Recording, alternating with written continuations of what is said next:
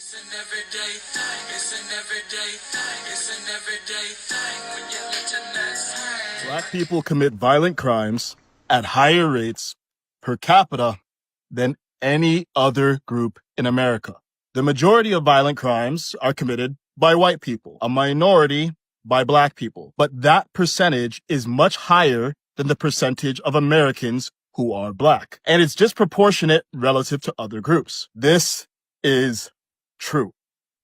Saying it shouldn't be controversial, but this is how people respond when someone says it. These are obviously racist claims, but I will respond to them as if Charlie Kirk were a reasonable person. Black Americans are about 13 to 14% of the population. Yes, about half of all prisoners are black. Wrong. Just 38% of America's prison population is black. That's according to the U.S. government. But it makes you wonder why Charlie feels the need to add an additional 12% to the black prison population. Could it be because his bigoted talking points only work if he exaggerates them? If Charlie were actually looking for the race that makes up half the prison population in the U.S., he'd look no further than white people at 57%. They're 13% of the population, and they commit 58% of all the murders. Wrong again, and loud this time. If Charlie were interested in honesty, he would have mentioned the other 1350 statistic. Yes, black people are about 13% of the population, but make up 53% of all criminal exonerations. In fact, black people make up 55% of all murder exonerations specifically. Black people are more likely than any other group in this country to be convicted of crimes they did not commit. Reality is that you probably know these stats, but you leave them out on purpose, because to bring that stat into this conversation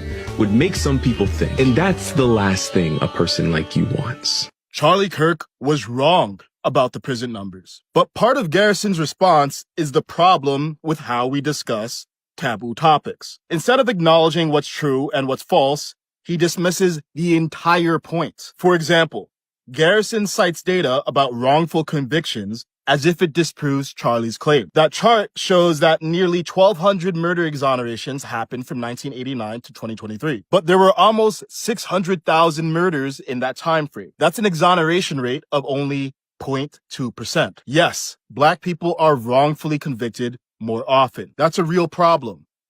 That's inequality. But remove every single exoneration and nearly 600,000 murders still remain, disproportionately committed by black people. Now, do racists make the same point Charlie made? Yes. But racists making the same points doesn't make the points racist or wrong. And when we attack honest people for stating them, the points don't disappear. They just move from the light of the town square to the dark alleyways, where the real racists lurk. The defensiveness people feel when confronted with these points is understandable, and it's self-defeating, because you know who suffers when black crime isn't addressed? Black people. Black Americans are murdered at 7 times the rate of white people by other black people. Now, black criminals come from worse backgrounds they didn't choose. They're behind from birth. The intergenerational effects of slavery are real, even 170 years later. That's what happens when your ancestors were slaves for 400 years. That's not fair. That's not their fault. And it is their responsibility, because they chose violence.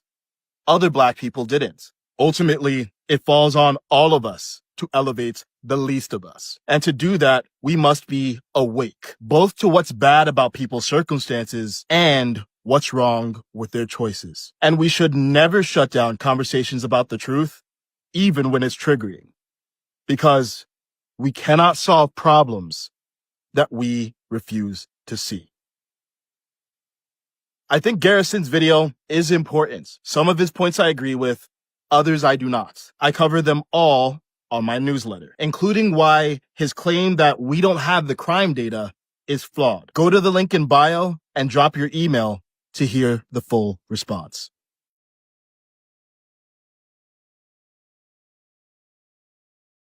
Black people.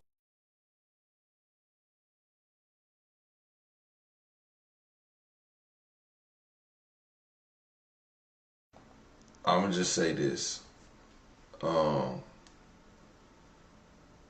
He's absolutely right, and he absolutely makes a great argument for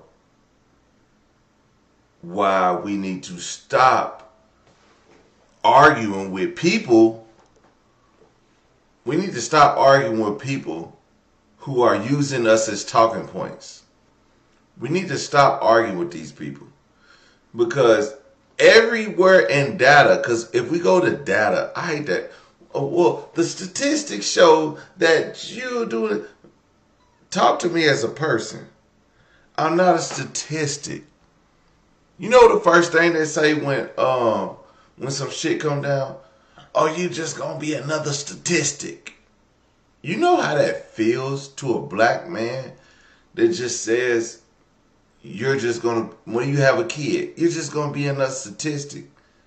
Man, I had a baby mama used to tell me that shit. You're just another statistic. I was like, bitch, you racist as fuck. And you just called me a statistic. You're just another statistical black man. What the hell is that? By the way, she's eating those words right now. But that's neither here nor there.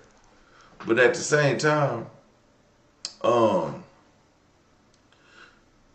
it's just like that's that Jim Crow, that's that racism that people endure. And I listen to black women that be like, oh, that's why you shouldn't date white women. Yeah, you don't know they're racist until they say the N-word. But you don't know any white people are racist till they see it. You don't know that white people are racist until they get drunk. Once they get drunk, they tell you how racist they are. White people ain't racist. Not the white people I know, but the white people I know. Actually, I know white people that aren't racist, but they be saying some questionable shit, and I'd be like, I'm gonna take that as a joke because you can't be fucking serious. Whenever people throw out that tired line, black people are 13% of the population but commit 50% of the deletions, they're not telling the truth. They're repeating a half stat they probably heard from some podcast or talking head. But here's the problem. The FBI's 2019 report they love to quote isn't about convictions. It's about arrest. And an arrest does not mean guilt. But in conservative talking points, those arrests are treated as if every single one equals a conviction. That's dishonest. It's also weaponized and is used to smear black men and paint an entire community as dangerous. So let's flip it. Let's use the same 2019 FBI arrest data, but let's apply it to white men. Let's see how the numbers sound when the shoe is on the other foot. In 2019, here's what the FBI's own arrest tables show. 69.8% of grape arrests were white. Almost 7 out of every 10 people arrested for grape were white. 65.8% of arrests for offenses against family and children were white. That means the majority of arrests in categories that involve harming your own family, neglecting your children, or endangering your household came from white people. 61.8% of aggravated assault arrests were white. The majority of violent attacks that get classified as aggravated assault weren't committed by black people. They were white. 59.1% of all violent crime arrests overall were white. And even prostitution and commercial vice, 50.9% of arrests were white.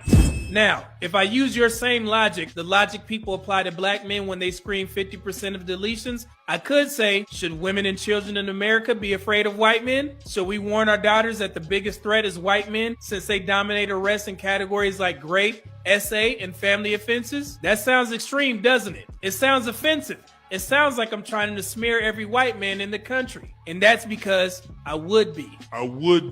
But that's exactly what people do when they take these FBI arrest stats, strip away the context, and weaponize them against black men. Because here's the truth. An arrest is not a conviction. Almost half of all deletions go unsolved every single year. And those arrests, they don't account for policing bias or where law enforcement chooses to focus resources. And most violence is intra-racial. That means white people overwhelmingly harm white victims, and black people overwhelmingly harm black victims. So when you pretend that arrests are the same thing as guilty verdicts, you're not just twisting the numbers, you're creating stereotypes. And those stereotypes have consequences, especially for black men. Let's flip that perspective to white men. Even if we took those same FBI arrest percentages where white men dominate categories like rape, SA, and family offenses, the share of the white male population arrested is still just a fraction of a fraction, meaning over 99% of white men aged 18 to 34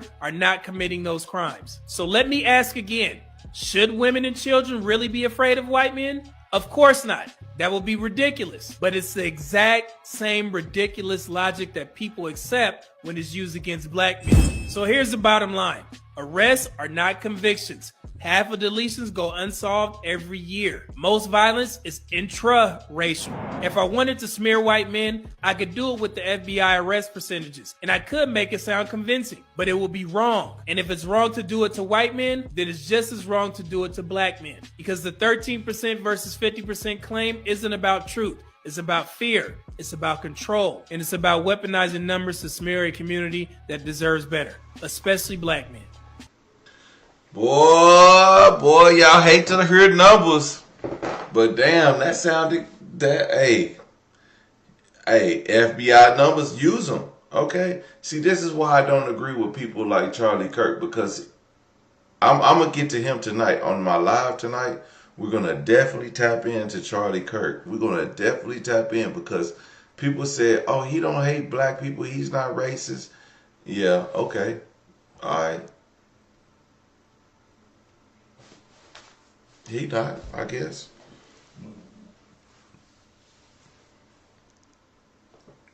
It's not the fact that Charlie Kirk is racist.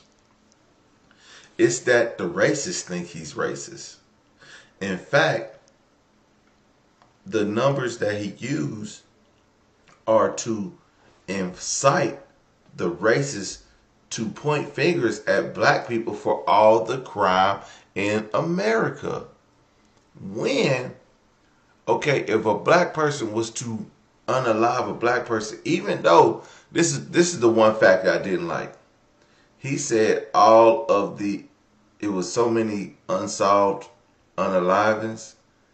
I didn't like that fact because I know all unalivings don't go solved, but that doesn't exclude that person from being unalived by one of our own, when in all actuality there could be a chance that that person had some sort of beef out there with somebody from our lineage that did that violent crime to them. And I won't agree with that. I don't want to just say, oh, because it was unsolved that it didn't happen. I'm not gonna stand for that. And all people who, that shit is a disgrace, and I'm not even gonna stand for that right there. So regardless if it's solved or unsolved, I know if one of our black people died in gang violence or whatever and it goes unsolved, we still attribute to that. We know what we did. And that's why we need to call out our own people about our own violence in our communities versus somebody else calling out our community for our violence. We need to do that. And people need to be locked up for it.